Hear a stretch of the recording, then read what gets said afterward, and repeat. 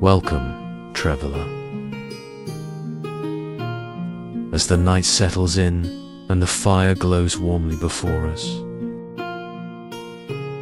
let your mind unwind and drift. Tonight, we'll explore the chilling story of House Bolton and its cold, calculating Lord Roose Bolton. A tale of ambition, betrayal, and power from the heart of the North. But don't worry, you won't need to pay close attention. Just let the calming atmosphere and the flow of the story guide you toward rest and relaxation. Before we begin, I'd love to know where you're joining me from. Feel free to share the time and place in the comments below. Now, let the crackling fire and soothing sounds ease you into a peaceful state as we delve into the North's dark and intricate history.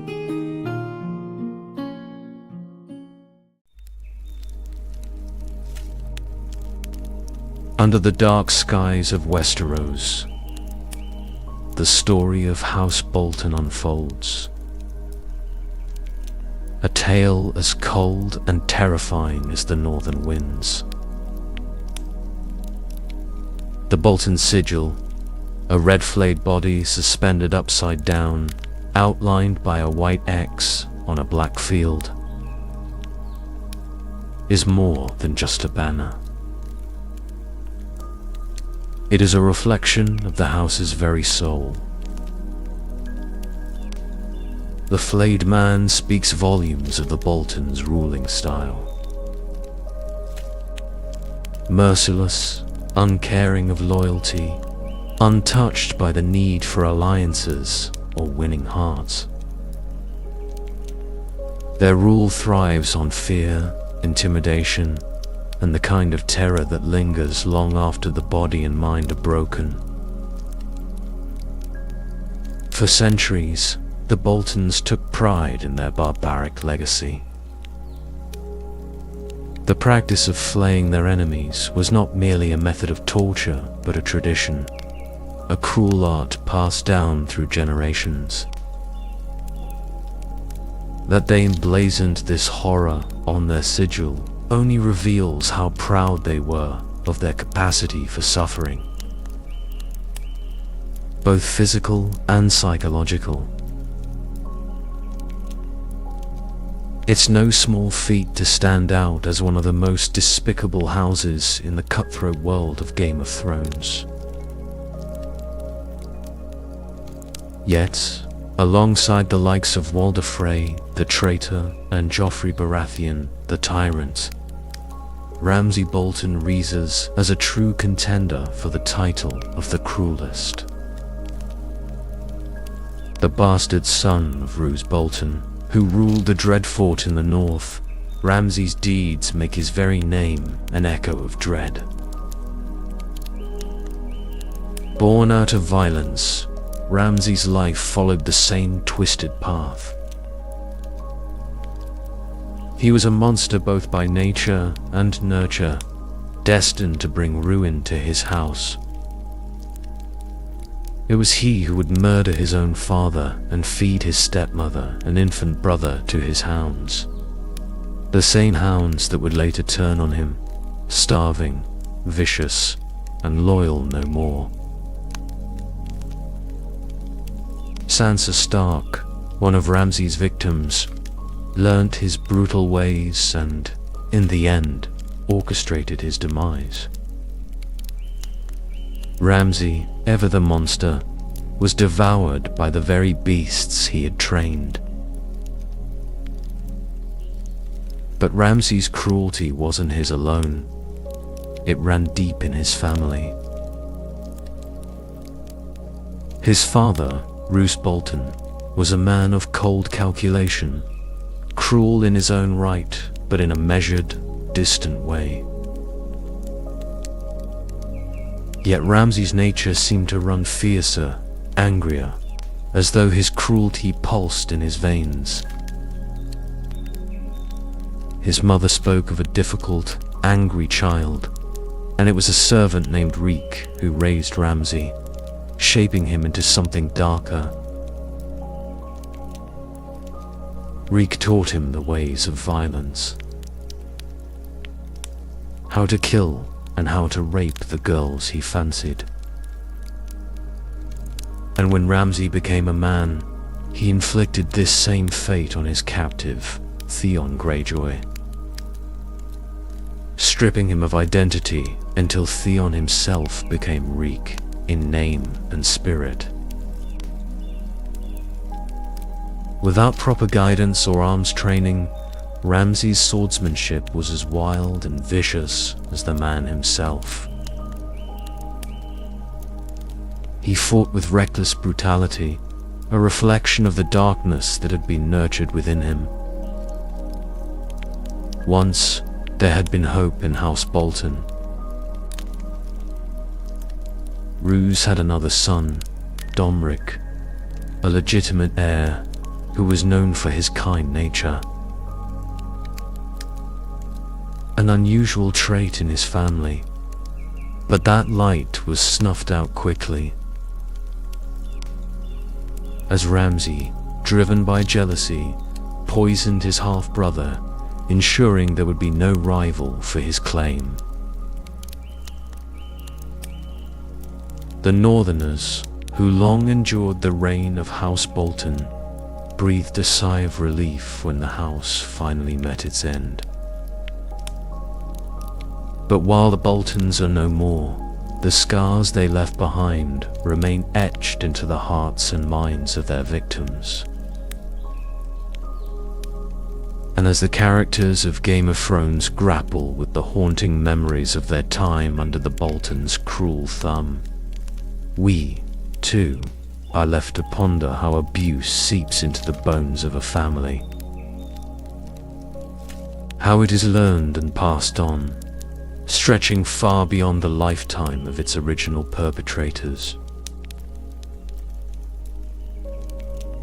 Trauma, much like the sharp, thin blade of the Boltons, cuts deep, leaving scars that time cannot easily heal. The terrifying legacy of House Bolton, however extinguished, lingers in the minds of their victims and in the shadows of the North. The storylines that revolve around the Boltons evoke a disturbing sense of fascination. Yes, they are monstrous, their acts unforgivable, but there is a grotesque allure in their unapologetic embrace of pure evil. While many characters in Westeros dwell in the grey areas between good and bad, the Boltons stand apart, symbolizing a total, willing rejection of empathy. The cold-blooded cruelty they display is a chilling reminder of the darker capabilities of the human spirit. House Bolton had not one, but two mottos. The official words, "Our blades are sharp," are ominous enough. They serve as a constant reminder of their deadly precision, both in combat and in their psychological warfare. But their unofficial motto, shared by Roose Bolton himself, carries even darker undertones. A naked man has few secrets, a flayed man none. These words encapsulate the essence of the Bolton way, where torture and the stripping away of one's humanity become twisted acts of power. For generations, the Boltons passed down their infamous flaying knife. A thin, sharp blade designed not for honor in battle, but for the grotesque art of peeling away flesh. Unlike other noble houses that prized Valyrian steel swords, The Boltons cherished this brutal tool, a symbol of their sadistic pride. Their boasting about these blades, both literal and metaphorical, reveals their mastery not only of physical cruelty, but of the twisted mind games they played on their enemies. Rumors swirled that the Boltons wore the skin of their enemies like cloaks, and though these whispers might have seemed outlandish, they served their purpose: to elevate the Boltons to something more monstrous than human. Much like the awe that the Targaryen dragons inspire, the Bolton legend evokes dread. A satanic myth of inhuman cruelty. But while the dragons represent fire and power, the Boltons represent ice-cold terror. Their ability to inflict psychological torment is as horrifying as their physical acts of violence. Ramsay Bolton's treatment of Theon Greyjoy, transforming him into the pitiful creature known as Reek, demonstrates the depth of their manipulation. What began as torture of the body quickly morphed into a dismantling of Theon's very soul, leaving him hollow, his identity shredded like the skin of a flayed man.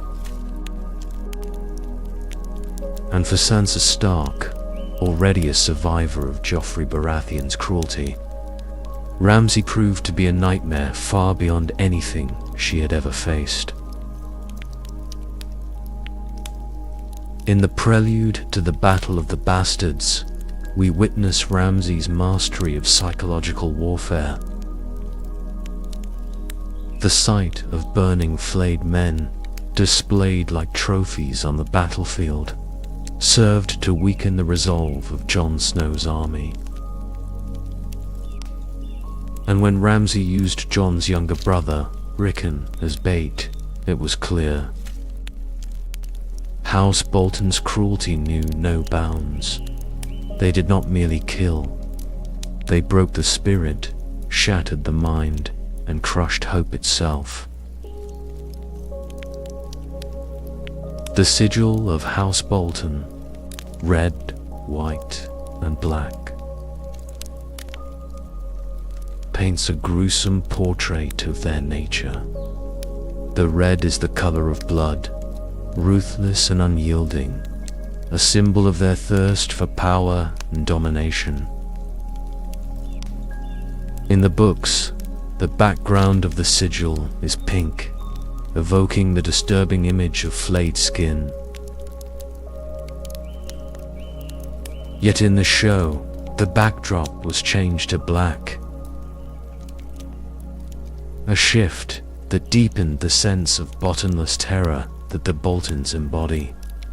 Red, white, and black together create a triad of violence and cruelty,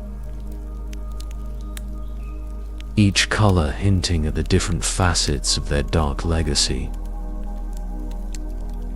Bloodshed, emptiness, and an unfathomable void where empathy once resided. There's a hardness in the Boltons, a complete absence of softness. A chilling reminder that the most frightening monsters are not born of myth or magic, but of flesh and blood. Their story, their sigil, their legacy, they all serve as a warning of what can happen when humanity is stripped away, leaving behind nothing but the cold, sharp edges of cruelty.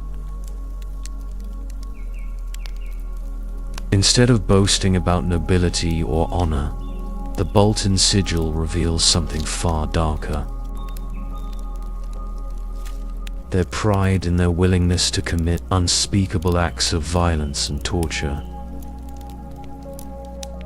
The flayed man, hanging upside down against a stark black background, isn't just a symbol of brutality.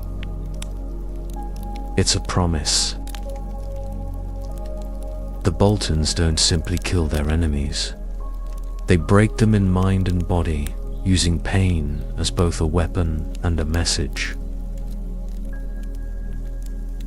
Their enemies know that death at the hands of the Boltons is a mercy compared to what might come first. It is terror, not valor, that the Boltons have woven into their very identity. The fortress they call home, the Dread Fort, carries a name fitting for such a family. It isn't a grand, impressive stronghold like Winterfell. Rather, it is as bleak and foreboding as the stories that surround it. Rumors say that flayed skins once hung on its walls, a gruesome reminder of the fates suffered by those who dared to oppose House Bolton. The Dreadfort itself is painted a flesh-like pink, the color evoking the macabre image of stripped skin, and its walls are marred with scratch marks and dried, brown blood. Even the architecture of the place mirrors the horrors that occur within, a living manifestation of the flayed man's sigil. The Boltons, ever masters of psychological warfare, ensure that every part of their world reflects the terror they so expertly wield. By embracing the flayed man as their sigil, the Boltons send a clear message. They do not play by the rules of their time. When the Boltons bent the knee to House Stark, they swore to cease their practice of flaying their enemies. A barbaric tradition outlawed by Ned Stark. But the Boltons are not ones to honor such promises. Roose Bolton, ever calculating, justifies his family's dark tradition, defending the ancient practice of skinning enemies alive with a chilling pragmatism. We're not torturing them. The high road's very pretty, but you'll have a hard time marching your army down it. This cold, indifferent philosophy extended to other barbaric practices. Like the infamous First Night tradition, a deeply unsettling custom in which a lord claimed a right to sleep with a commoner bride on her wedding night. Though outlawed long ago, Roose continued the practice, caring little for law or morality. It was this practice that led to Ramsay's birth. Ramsay's mother, a miller's wife, had secretly married to avoid this cruel tradition. When Roose discovered the union, he hung the miller from a tree and raped the bride beneath his dangling body.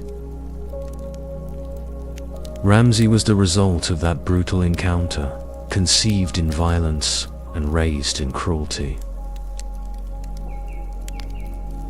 The Boltons' refusal to relinquish such practices, even after they had been outlawed, showed not only their sadism but their contempt for the Stark's authority. They despised being under another's rule, viewing themselves as the rightful Red Kings of the North, rulers of the Dread Fort. For centuries, the Boltons and the Starks fought over dominance in the North. A feud that simmered for generations and would eventually explode into one of the most memorable clashes in Westeros. The Battle of the Bastards. When we first meet Roose Bolton toward the end of A Game of Thrones, he emerges as one of the more distinctive figures among the Northern Lords, answering Robb Stark's call to arms.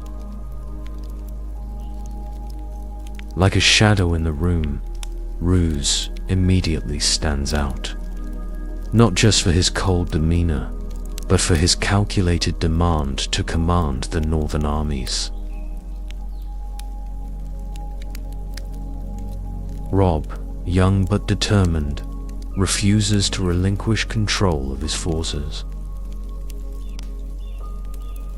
However, when it comes time to divide the army, Robb entrusts the portion marching down the King's Road to Roose.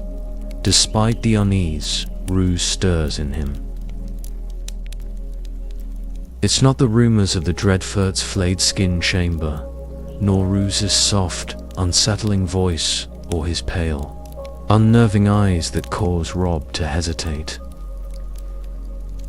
Those feelings of unease remain buried beneath the trust that comes from Roose's reputation as a clever and cautious man. While others, like the fierce Great John Umber, displayed unwavering loyalty but rash decision-making, Roose seemed the better option for the task ahead. He was methodical, calculating, and cold, traits Robb thought would serve him well in the war. The plan was simple. Roose would face Tywin Lannister, while Robb rushed to relieve Riverrun from Jaime's siege. Robb was aware of Roose's cunning, but he didn't foresee how such cold pragmatism could one day be wielded against him. Roose's role in the war begins with a night attack on Tywin's forces, hoping to catch the Lannisters off guard and diminish their numerical superiority. Tywin, assuming it was Robb who led the Northern army, had prepared a strategy to outwit a brash young commander.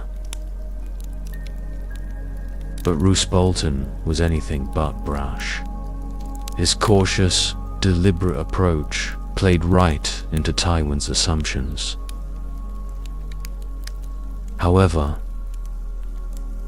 Roose's cunning and the element of surprise weren't enough to overcome the overwhelming numbers and superior armament of Tywin's army.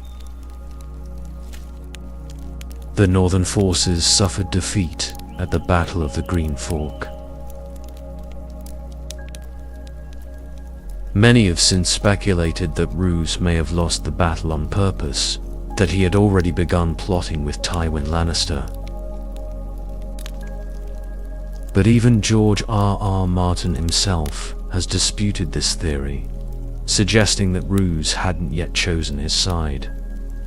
At that point, he was still weighing his options, sniffing the winds of power to determine which direction would best serve his ambitions. Had he won the Battle of the Green Fork, Roose's reputation would have soared. He would have been the man who bested Tywin Lannister with an inferior force. A victory that would have granted him the opportunity to climb the ladder of power through more conventional means. He was never a man who committed to a course too early. In fact, Martin himself has urged readers to pay close attention to Roose's chapters, where subtle hints reveal a man keeping all of his options open for as long as possible. Roose was never fixed in his loyalty to the Starks, nor was he explicitly plotting against them from the outset. He was, above all, a man who acted in his own self-interest, carefully covering his tracks, leaving himself room to pivot depending on which way the political winds blew. For Roose, loyalty was meaningless. It was never about honor or duty. It was about survival and ambition. His allegiance to the Starks wasn't based on a sense of shared history or fealty. It was transactional. He would remain loyal as long as it benefited him. But if betrayal meant more power or a greater advantage, Roose would have no hesitation in turning his cloak. His motivations were not driven by personal hatred or passion, but by cold calculation. Roose Bolton only ever looked out for Roose Bolton. This calculating, opportunistic approach makes Roose one of the most dangerous figures in Game of Thrones. His actions are rarely impulsive, and his betrayal of the Starks at the Red Wedding was not born out of an ancient feud, but out of an opportunistic reading of the political landscape. The Lannisters offered him something the Starks could not: greater power and autonomy, a chance to rule the North in his own right. When the time came, Roose made his choice, not out of loyalty to Tywin, but because it suited him best in that moment. Roose's betrayal wasn't inevitable, but it was always a possibility, lurking just beneath the surface. The moment Roose Bolton decided to switch sides and betray the Starks was calculated and cunning, like everything he did.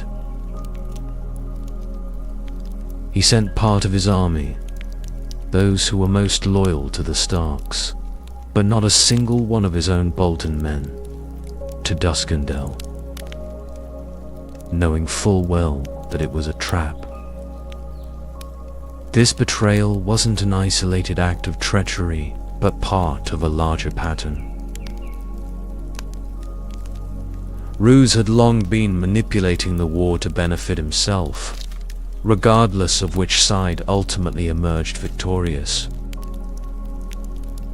His strategy was always to let others do the bleeding, while he strengthened his hand behind the scenes. Though Roose didn't deliberately lose the Battle of the Green Fork, the losses that did occur were, unsurprisingly, of the most Stark-loyal houses. For instance, Lord Medgar of House Charwin, a family whose lands neighboured Winterfell, and who were known for their undying loyalty to the Starks, died of wounds shortly after the battle. Similarly, Sir Wireless Manderley, heir to White Harbour, was captured. Another devastating blow to a house famous for its allegiance to Winterfell. House Hornwood too suffered tremendous losses. Their lord fell in battle, and his only son and heir was killed by Jaime Lannister. This opened the door for Ramsay Bolton, Roose's bastard, to forcibly marry Lady Donella Hornwood and claim their lands. A move that could only have been executed so swiftly with Roose's approval. Of course, Roose would later wash his hands of the whole affair, claiming Ramsay acted independently. But it was all part of a calculated risk. If the Starks won the war, Roose might have to force Ramsay to return the lands, but perhaps, given his role in the victory, they would let him keep them as a reward. There was little risk, but much to gain. Roose's strategy was always to keep his options open and hedge his bets. After reassembling what remained of his army and learning that the Starks were faring well in the war, particularly after their alliance with House Frey, Roose made a move of his own. Marrying Lady Valda Frey. It was a strategic marriage designed to secure his future. If Robb Stark's marriage to a Frey went through, Lady Valda would become kin to the Queen in the north, tying the Boltons even closer to the ruling family. Roos's children could potentially marry Robb and his Frey bride's offspring, forging even deeper connections between the two houses. And, crucially, Roos's new marriage provided him with the protection of Frey manpower, ensuring that Winterfell could not move against him without risking an attack on their own kin. For a time, Roos's plan seemed flawless.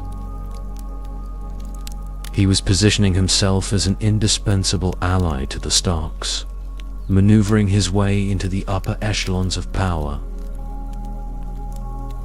But then Robb made a hasty, fateful decision that changed everything. He broke his engagement to a Frey and married Jane Westerling instead. This decision had ripple effects beyond just Walder Frey's infamous rage. Roose, too, was affected. He thought he had just secured a marriage that would make him part of the royal family in the north, only to find himself allied with a house that was now little more than a disgruntled footnote. Arya, who was set to marry another Frey, was presumed dead, eliminating yet another link between House Stark and House Frey. This unraveling of alliances gave both the Freys and the Boltons a shared grievance against the Starks.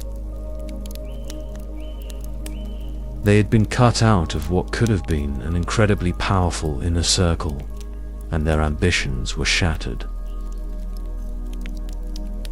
Just as importantly, they no longer saw the Starks as the likely winners of the war. Their rewards for loyalty were gone, and all the reasons they had for supporting Robb Stark had vanished. But Roose had anticipated this possibility. He never put all his eggs in one basket. When Robb broke his betrothal, Roose didn't panic. He was always prepared for the North to lose, and he had quietly left the door open for an alliance with Tywin Lannister. Betrayal was never Roose's first choice, but it was always an option, a contingency plan he was more than willing to execute when the time came. As his loyalty to Robb crumbled, Roose made his moves with even more precision. He sent the loyalist Glovers and Tallhearts to attack Duskendale, thinning the ranks of Stark supporters in his own forces, all while cementing his alliance with Tywin Lannister. With each carefully calculated step, Roose positioned himself as a man who played both sides, ensuring that no matter who won the war, House Bolton would emerge stronger. Roose Bolton's handling of Jaime Lannister is a prime example of his ability to adapt swiftly and negotiate to his advantage. Despite still pretending to be loyal to Robb Stark, Roose knew that handing Jaime over immediately, as he should have, would end any hopes of forging an alliance with Tywin Lannister. To make matters worse, Vargoholt had already cut off Jaime's hand. A massive blow to the Lannisters, and something Tywin would undoubtedly blame Roose for. But, ever the pragmatist, Roose quickly negotiated with Jaime, sending him to King's Landing under the protection of a guard, securing Jaime's promise to absolve Roose of any responsibility for the injury. This clever maneuver paid off, allowing Roose to maintain plausible deniability regarding Jaime's treatment and, crucially, preserving his potential alliance with Tywin. With Jaime safely on his way to King's Landing, Roose turned his attention north, summoned to attend a wedding at the Twins. The infamous Red Wedding.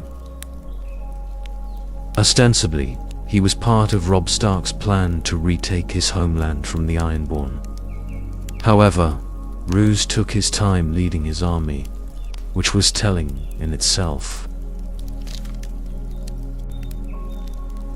On the way to the Twins, at a river crossing, Roose's rearguard was attacked by Gregor Clegane and the Lannister army. Curiously, Roose's Dreadfort men had already crossed the river before the ambush, leaving only Stark loyal forces behind, particularly House Manderly. Sir Wylas Manderly, the heir to White Harbor, was once again taken captive, leaving Lord Wyman Manderly in a precarious position. He could not act against the Lannisters or Boltons without risking his son's life. The precise timing of the ambush, striking only after Roose's forces were safely across, raises suspicions. How did House Lannister know to wait for the Bolton troops to cross? The answer seems clear. Roose had orchestrated it, ensuring that Stark loyal men suffered while his own forces remained unscathed. This set the stage for Roose's arrival at the Red Wedding. He arrived with all his Dreadfort men and none of those loyal to Robb, a detail that underscores his meticulous planning. Though we often see the Red Wedding as being orchestrated primarily by House Frey, Roose's subtle power play was evident. During the wedding, he made a pointed comment about the protection he provided for Big and Little Walder Frey, who were under his care at the Dreadfort. Lady Catelyn Stark noticed Lord Walder Frey squirm at this implied threat, revealing that Roose, not Walder, was truly in control of the situation. This moment highlights the quiet but firm authority Roose wielded, even over his allies. After the massacre at the Red Wedding, Roose's next move was to solidify his hold over the north.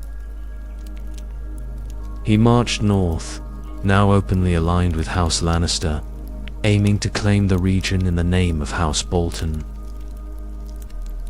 Interestingly, someone unexpected joined Roose's retinue: Jane Poole, Sansa Stark's childhood friend, whom Littlefinger had passed off as Arya Stark. The plan was for Jane, pretending to be Arya, to marry Ramsay Bolton, thereby giving Roose a claim to Winterfell and the Stark legacy. Since Arya had been missing for years and presumed dead, no one could easily challenge the idea that this girl might be the true Arya. This move highlights Roose's ability to seize opportunities. When it became clear that Robb Stark's betrayal of his Frey marriage alliance would cost him his royal ambitions, Roose swiftly pivoted from aiming to be married into the Stark royal family to positioning himself as the Warden of the North. This flexibility in his strategies reflects his similarity to Littlefinger, although the two were different in important ways. Littlefinger actively creates chaos, manipulating events to his advantage, while Roose more quietly plans for every possible outcome, positioning himself to benefit no matter how things unfold. Roos's legitimization of Ramsay Bolton and his betrothal to the Arya Stark impostor was the final piece in his plan to cement his family's hold over the north. With the backing of the Lannisters and a claim to Winterfell through Arya, Roose was well on his way to securing his dominance over the north, all while playing both sides in the war to his advantage. Ramsay's marriage to Lady Hornwood, a violent and tragic affair, resulted in her death. Yet that marriage pales in comparison to the legitimacy that Ramsay gains through his marriage to the girl posing as Arya Stark. This marriage solidifies Ramsay's claim over Winterfell, and Roose ensures that Theon Greyjoy, now fully under Ramsay's control, can confirm the girl's identity to anyone who questions it. Theon's credibility comes from his history as a Stark ward. He grew up with Arya, and people have no reason to doubt him. Roose's plan to secure the north is advancing swiftly, with Ramsay taking control of Moat Cailin and Roose marching straight for Winterfell. Roose understands that while the Dreadfort is defensible, Winterfell is the true seat of power in the north. By taking Winterfell, he aims to cement his position as Warden of the North. Yet, he's aware that many northern lords may not be fully loyal. However, he has weakened potential rivals. The Starks are believed dead, with only Sansa, now a Lannister by marriage, remaining. The powerful Manderleys are hamstrung by their heir, Wylis being held captive by the Lannisters, and Great John Umber is imprisoned by the Freys. The Karstarks are divided, and the Dustins and Ricewells are allied to Roose through marriage ties. With the other northern houses depleted from war, Roose's position, for the moment, seems secure.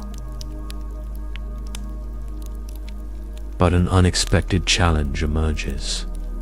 Stannis Baratheon.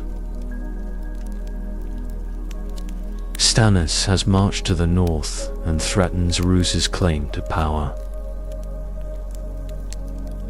Even worse, winter has arrived, and the north is experiencing its full force. Snowdrifts tens of feet high surround Winterfell, freezing 6 of the 7 gates shut. Roose, ever the pragmatist, uses the brutal winter to his advantage. He remains sheltered in Winterfell, while Stannis' army suffers in the harsh conditions. At the same time, Roose has forged a secret alliance with Arnulf Karstark, who plans to betray Stannis at the right moment, hoping to be rewarded with control of Carhold. If Roose can outlast Stannis, he stands a good chance of holding the north through the long winter. Inside Winterfell, however, tensions begin to rise. Mysterious murders, mostly of Freys and Bolton, spark animosity between the Freys and the Manderleys, leading to violent clashes. Roose's solution is typical of his cunning. He sends both Frey and Manderley troops out to face Stannis' army, once again positioning his rivals in harm's way while keeping his own men safe. This is the 4th time Roose has used a battle to rid himself of soldiers loyal to others, a tactic he continues to get away with. At the start of this story, we asked what Roose Bolton's master plan was, and the truth is that Roose doesn't operate with a grand scheme in mind.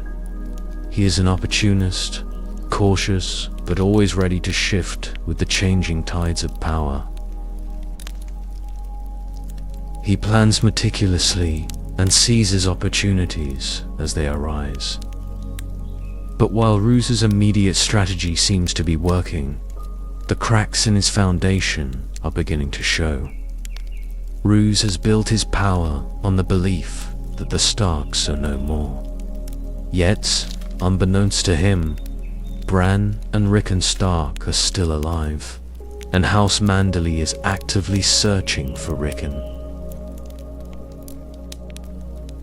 Arya Stark is also alive, and though Sansa is currently married to a Lannister, there is always the possibility that her marriage could be annulled.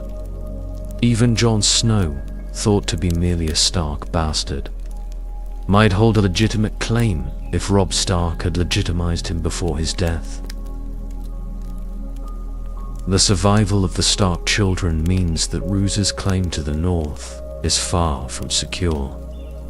The Starks and their loyal allies will eventually come for him. And, as Roose himself acknowledges, his biggest threat might not be from the outside, but from within.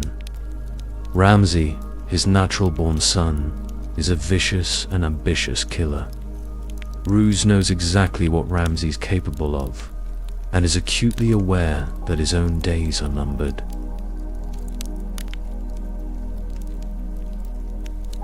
As Roose Bolton's arc comes to a chilling close, we are left with a final glimpse of his ambition and callous disregard for anyone but himself.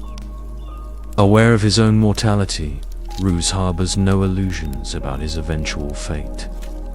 But in the time he has left, he intends to rise as high as possible. His ultimate goal: to become King of the North. He confides this to Lady Barbary Dustin, who shares the ambition with Theon Greyjoy. In her words, Lord Bolton aspires to more than mere lordship. Why not King of the North? With Tywin Lannister dead, Jaime Lannister maimed, and Tyrion on the run, Roose sees the Lannisters as a spent force. The only potential obstacle, as Lady Dustin notes, is Wyman Manderley of White Harbor, but she is confident Roose will eliminate him as easily as he disposed of Robb Stark. In Roose's mind, there are no serious threats left between him and his ambition. Old Walder Frey, she suggests, won't mind elevating one of his family to queen, allowing Roose to tighten his grasp on the North through a marriage alliance. Yet Roose's confidence and careful planning may overlook the many powerful figures still standing in his way. Figures he has not considered or underestimated. Jon Snow, Bran and Arya Stark, Wyman Manderley, Melisandre, Mance Rayder, and others all remain as potential adversaries who could derail Roose's rise to power. What makes Roose particularly dangerous is his lack of care for legacy or even survival beyond his immediate plans. He knows he will die eventually, but this acceptance of death seems to fuel his ruthless pragmatism. He won't overreach, and he won't compromise his own security. But in the time he has left, he will take any steps necessary to consolidate his power. He treats the world and those in it as mere pieces in his own personal game. His actions fueled more by the thrill of the climb than by any genuine desire for long-term rule. Roose Bolton will have a significant role to play in the Winds of Winter, and if his past actions are anything to go by, it will not be a positive one. His cold, calculating nature, combined with his indifference to the well-being of anyone else, sets the stage for a final, brutal chapter in his story.